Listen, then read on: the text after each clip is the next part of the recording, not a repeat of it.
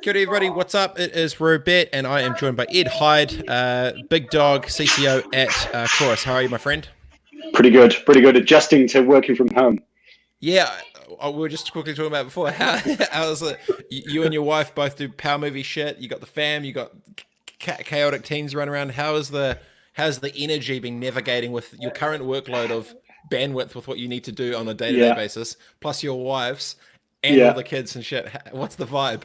yeah. So we've got really sort of two different things going on.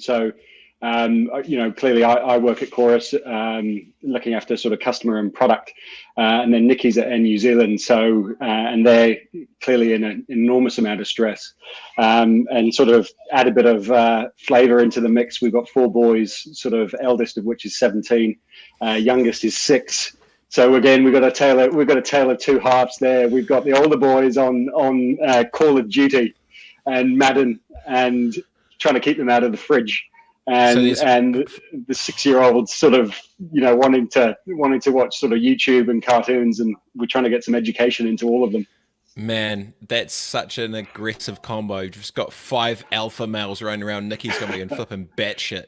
Oh, poor Exactly, lady. exactly. Yes, yes. So for those who don't know, I guess a little bit about the infrastructure of Chorus and what it actually does. A lot of people actually don't know some of just the 101 shit. Give people just a quick rundown of how Chorus actually is kind of holding this whole connectivity bubble of the nation by a thread together. Because I think it's good for context off the bat at a macro level. Yeah, yeah. Look, yeah, good question. We basically are the major internet sort of provider, fibre and copper broadband provider in the country. So we provide services to about 1.2 million customers.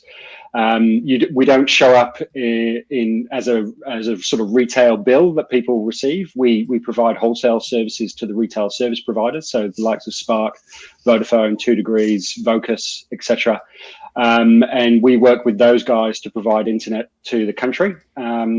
We've got a whole bunch of government commitments around maintaining a uncongested network. And I guess actually something like this has really sort of demonstrated how important that is. We haven't missed a beat over the last sort of 2 weeks, and particularly proud about that. It's a crazy scenario where we had Jolie and Jason last week talking about the connectivity of the nation and obviously being an essential service. Rewind 10 years ago, the whole nation would have literally crumbled without technology. And Yeah, there's a lot to be said around even just the physical infrastructure that you've been able to lay out has been able to not only connect, but keep publicly listed billion-dollar entities trading to keep yeah, the wheels turning. People, grandparents being able to talk to their kids, emails being able to be sent, everyone to go virtual. It's kind of, it was very smart for the government to do what they did when they did for not even yeah. just the day like this, but man, if we didn't have those lines in, we would be having way more issues around New Zealand right now. It's kind of like Yeah. not even a blessing, but man, just the foresight to see that coming. You must be pumped. You're on this side of the equation of doing the right thing at the right time for New Zealand, right? Yeah, I mean, look, this was a decision that was made 10 years ago by the national government, to create the ultra fast broadband network, and it's something that the subsequent governments have always maintained support for. And I was just reflecting over the last 24 hours and thinking about home here, and at any one moment in time during the day, we will probably have somewhere between 5 and 7 video streams going concurrently. Whether that's video conferencing, the kids computer gaming, watching Netflix, you name it. And so it's not just a case of actually one video stream with people sitting in front of the TV anymore. Mm. This thing's just going crazy. Yeah, it has been good because I've said it multiple times now. No one ever questioned that the tech couldn't hold up to keep the infrastructure of business operating. Right? No one said there's no way you can't do a meeting. That hasn't been an issue. Zoom stock has gone through the flipping roof. All these different things. It's there's a stable infrastructure that's available to be able to keep it doing. So how are you navigating your responsibilities, I guess, now? Because you're exactly right. You're not really seen publicly, but you're actually the backbone behind the Sparks and the Vodafones, which enable them Yeah. to even have any of these services to the public. So you're actually the glue that's holding this whole shit together. It's not necessarily the brand because they're essentially wholesaling it off you, right? Yeah.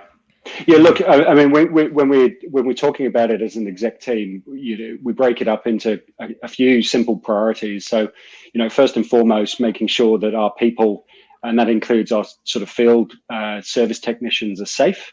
That's first and foremost. Number two is making sure that the network is actually performing really well, actually during the crisis phase where we are in lockdown, and then step three is about adjusting to this new norm, right? So how do we operate effectively with full productivity in a lockdown environment where we've got essential services to maintain the network and really provide internet to the most needy, and then we've got a category of non-essential services which we can't do for a number of weeks, whether that's 4 weeks, 6 weeks, 8 weeks.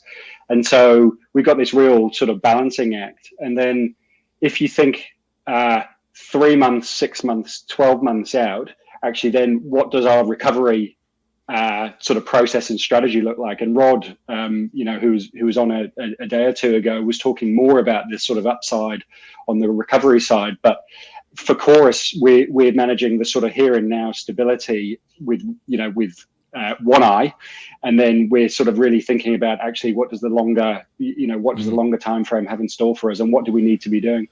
Because it's that same to have a forced strategic reset for exactly where the different businesses are in their different verticals. So obviously you've got exactly the one eye on let's keep all the telcos rolling, let's keep everything humming. At the same time, there's going to be this kind of new future. How do you see that potentially? That like, I was talking to Clive Omerod, the CEO of Les Mills, the other day, and he said, "Look, our strategy hasn't changed one bit. It just got sped up through this whole thing." And some people, here's, I guess, on a fortunate side. How do you see where the strategy of, I guess, Chorus is going with, I guess, a decision made 10 years ago has actually saved the nation today, right? Which is pretty brave. So if you were to be brave to the next 20, where do you see that like looking to? Like if I was, because I remember when that popped up, people were like, fuck stuff that, what bullshit, blah, blah. And then now they're like, man, it's pretty flipping good. I can order some groceries online right now so I can eat. So where do you see the future of that second eye looking to the future of where Chorus sits, not within just the business sector, but actually what it means for communities all around New Zealand moving forward? Yeah, look, I mean, sort of echo some of the stuff that Clive says. He's a great guy, but for us, we've always had part of our strategy, which is about what do we do for New Zealand citizens that don't have internet access. So people who without connectivity today, and there's about 100,000 homes. And, I think something like CV19 really causes you to ask yourself, actually, is that acceptable anymore? Is it acceptable for people within the country to not have internet connection? And so, the announcement that we made yesterday around providing internet to up to 50,000 homes for education purposes for kids without internet is one step towards that. But I think there's a sort of bigger conversation, which is, actually, should we be thinking about, full fibre, 100% connectivity across the country? It would cost, it would cost a huge amount. Don't get me wrong, but so did actually putting telephone lines into every home, 50, 60 years ago, right? And so it's at some point I think you need to bite the bullet. And similar to Clive, has this just collapsed the time frame upon which we're thinking about this, right? And do we need to do something in the matter of the next 1 to 2 years? Because usually in a situation, if it was business as usual, big plays like this are very hard to get across the line for a whole bunch of political, financial, flipping ego, position, power, all that shit. Like stuff doesn't really happen that fast. But it's almost CV19's given this vehicle of opportunity and a moment in time where businesses can be way braver to what that future could look like. Businesses now, there's no kind of rules as such of like how it potentially should be done, because you're almost creating it as it goes, but it's also giving a great backstop to say, hey, well, when this next thing comes, like what's actually going to be really important for New Zealanders, and even just like that almost like connectivity as a right kind of a thing. Like I think that it's starting to elevate. I mean, there's already conversations starting around UBI, Universal Basic Income. Rod was talking about it, and a couple of people were starting to mention that, using it for different ways. That Cameron George, the CEO of the Warriors, was talking about yesterday. There should be better horizontal integration and partnerships within sports as a code for a greater good for New Zealand. So, do you think like a moment like this is, if you were to go wide, how would you How would you sort of structure the priorities of the next, say, 10 years for New Zealand connectivity and broadband? Like where do you see that? What would the biggest priorities for New Zealand should be? Look, I'm a big fan of thinking about sort of infrastructure investment, connectivity infrastructure investment, really going to the people who need it most. And so that is thinking about, you know, kids who are unable to learn from home. You know, that's an easy one. You know, families with low income that can't connect to the internet. You know, another, and sort of thinking about those pockets of the community that actually would really benefit from connectivity. I think. I think the government coming out and saying actually one of the ways in which we'll recover is accelerate infrastructure investment is a really clever thing to do to actually kickstart the economy. And, you know, I think their term is looking for spade ready opportunities. I think what they've called it, spade ready. Spade ready, and we've got a lot of spades that have, you know, that have been building internet, and you know, if CV19 and this conversation wasn't taking place, we would be coming to the tail end of our fibre rollout. And actually, our field, you know, the number of people that we require out in the field would reduce. Now, I think this actually causes us to say, well, actually, don't reduce it. Just keep ploughing on. It will drive salaries into individuals. It will keep people employed, and it will drive connectivity outcomes for New Zealand. So and it looks, on the one hand, it says, well, of course you're recommending more fibre. You work for Chorus, but I think everyone can sort of see the critical role that it's playing actually in a situation like this, right? Well, there's two parts to it. If it wasn't for you, people would be at home with nothing to do, opposed to being at home and have businesses that can still actually operate because they have access to the internet to be able to run their virtual meetings and do the different bits and pieces. It's always, it's easy in hindsight, but I still remember the public sentiment when a lot of this started a decade ago was not probably the biggest fans of the amount of money that was going into it. And literally, it's like, well, if you have the infrastructure of connectivity, anything is then possible to be built on top of it. So I think it's a good break, and it actually gives a lot of.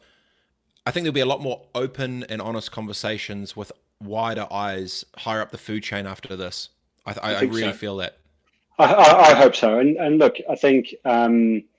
You know, these sort of infrastructure investments, whether it's connectivity, whether it's roads, whether it's hospitals, you know, all of those infrastructure type investments, you need to actually start with a long run up. It's, you know, they're not something that you can deliver in a matter of months. They're typically projects that you'd measure in years. And I think as a result of that lead time, actually, you have got to be very forward looking. You have got to say, well, where do we want to be in 5 years' time?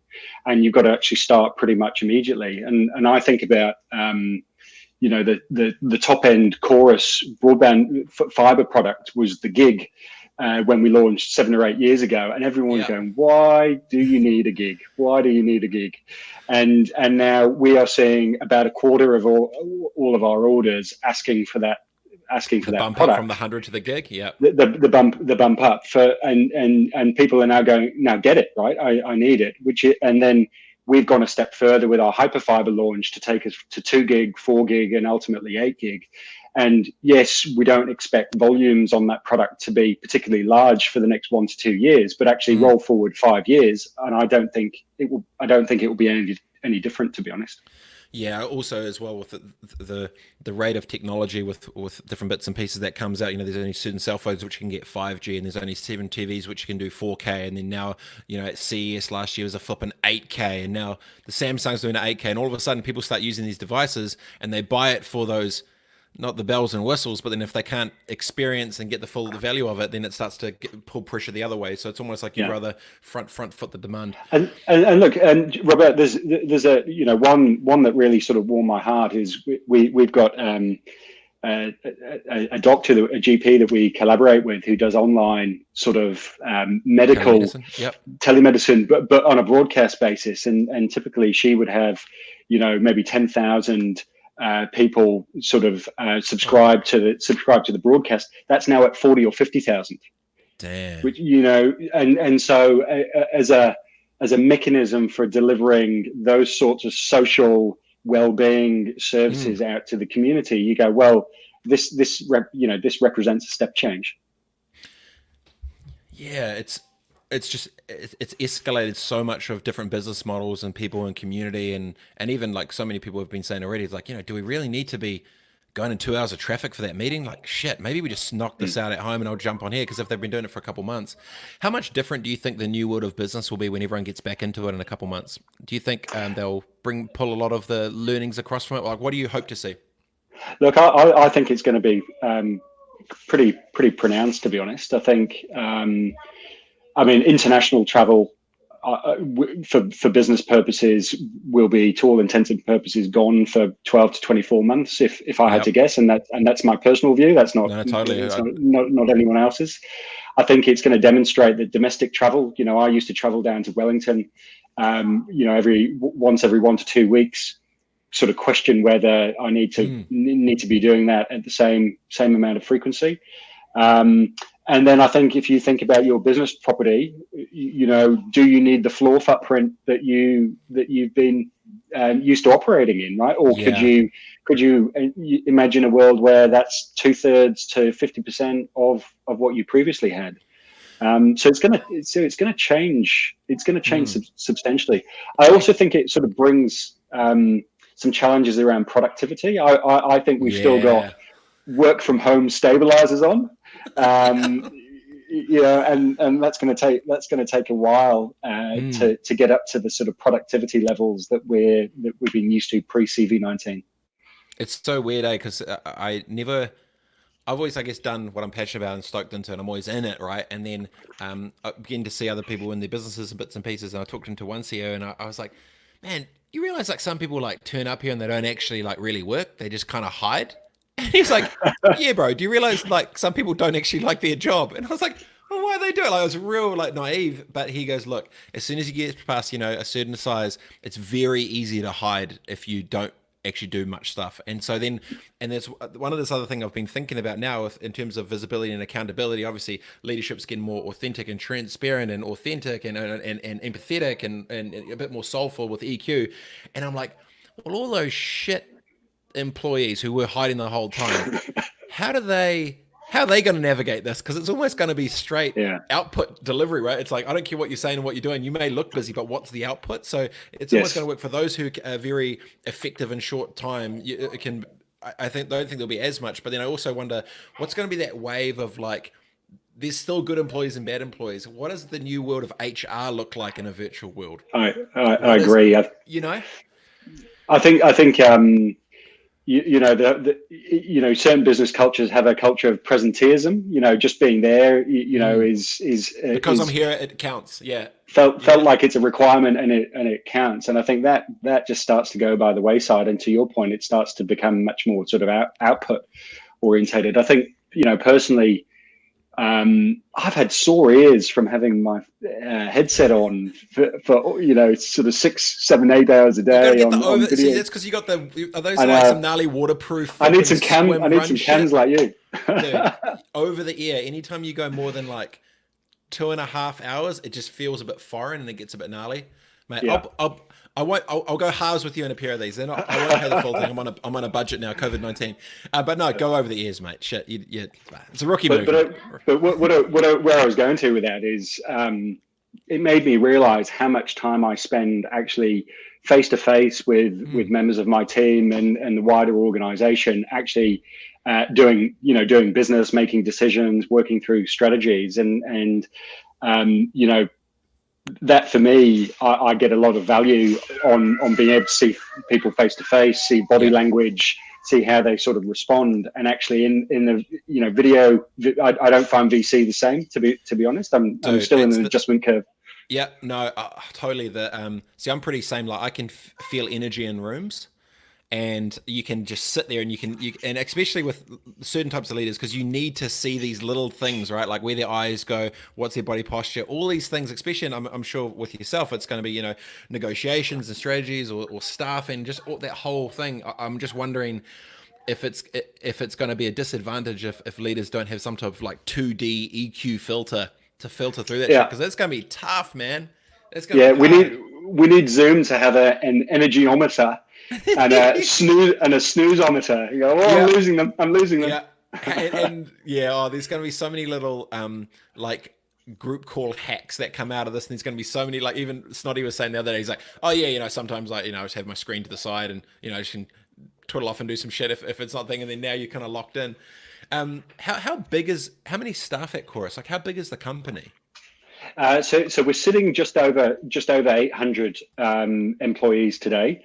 We've got some additional contractors that work in the office environment, and then we've got a pretty huge field services capability, which is generally a sort of service company subcontractor model. And so there's 2,000 to 3,000 of those guys. So all up, it's pretty significant.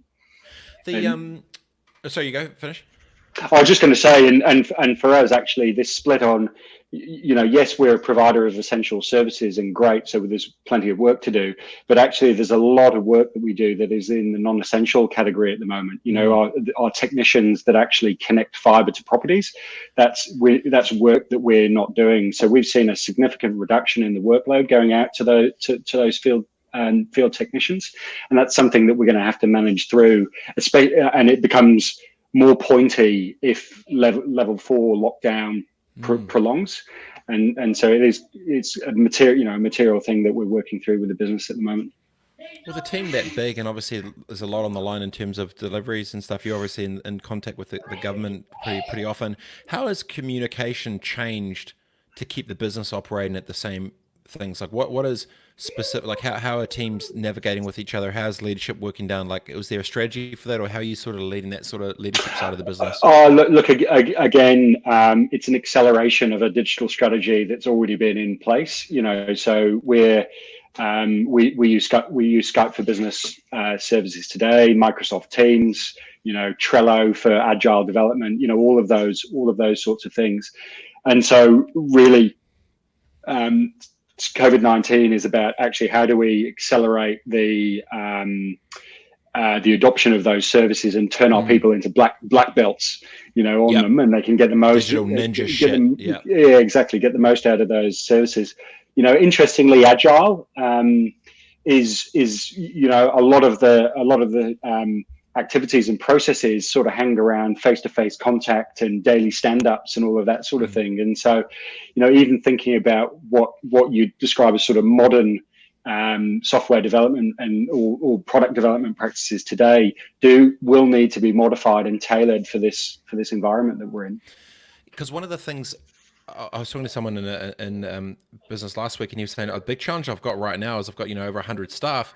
I've got to teach these crew what flipping this Microsoft Teams shit is. They don't even how do you do that? And I'm just thinking, where's the crash course that's giving employee education so flipping Bruce from Invercargill can knock this shit out and actually be able to see the team and stuff, is there, there's almost this huge education gap. But what was really interesting last week talking to, I think I was talking to Vic Crow and Sarah Callahan, she said, don't look online for it. Look to the kids that are next to you and ask them how to do the shit, because they are literally, that is their world. So actually embrace, and finally you're going to have these youth that have this ability they've got the insights with how this whole world works. So actually lean into the assets and the knowledge that actually exists around you in your own home. And weirdly enough, you're going to have I was joking, a whole bunch of young kids just, putting their parents to blackmail to get their modems to work for a bit more extra pocket money because they know what they're doing. Yeah. No, look, that's right, and I think the same applies at work. We have pockets of typically younger, more technically savvy people in the web teams and development teams who are early adopters of those services, and we're leaning on those guys at the moment to actually sort of help, sort of cascade that information and percolate it across the company. But equally at home, the kids are often more technically savvy than the parents. Yep. They know shortcuts, mate. Yeah, totally. What do you think the biggest, with connectivity going nationwide, the stuff you've been able to do over the last 10 years, at the end of this thing, what industries or verticals do you think where the most opportunities sit for those that are brave right now be? Where do you see some of those sweet spots potentially with those waves of opportunity coming from the commercial aspect for New Zealand? Yeah, look, I think I would be looking at the industries that have been most impacted in a negative way through COVID-19. So you think about tourism as an example, And tourism will recover. No question about it. It will probably look different to what it looks like, or what it looked like two or three weeks ago. And I think if you've got a reasonable risk appetite and have got the energy levels to actually get involved, I would be saying look for those industries that actually have got significant amounts of recovery to do over the next couple of years, and can you add value? Can you ride that wave? I think that's quite interesting. I'm fully sort of into the sort of fiber infrastructure piece at the moment, and we've got plenty of work going on. But I'm thinking in my sort of private life with investments and stocks and things like that, is actually where should I be shifting some of my investments to take advantage of what's going to happen over the next couple of years. And it's actually hopefully there are some real sort of benefits and good news stories out of really bad times, and so it's just looking for those opportunities. I think a key will be, as soon as everyone can start getting back together, is actually getting collective brains within certain industries to get in the same room and actually think about these bigger things, instead of 100 million monkeys going separately in these little silos trying to do the same thing. Actually have more of a collective approach to some of these bigger macro issues that New Zealand has. I know you've got a meeting right after this thing. I know you got to bust the move and do your thing, but I really appreciate your time, and I know you're a busy man, you're holding the thread of the nation together with that fiber, that gig shit.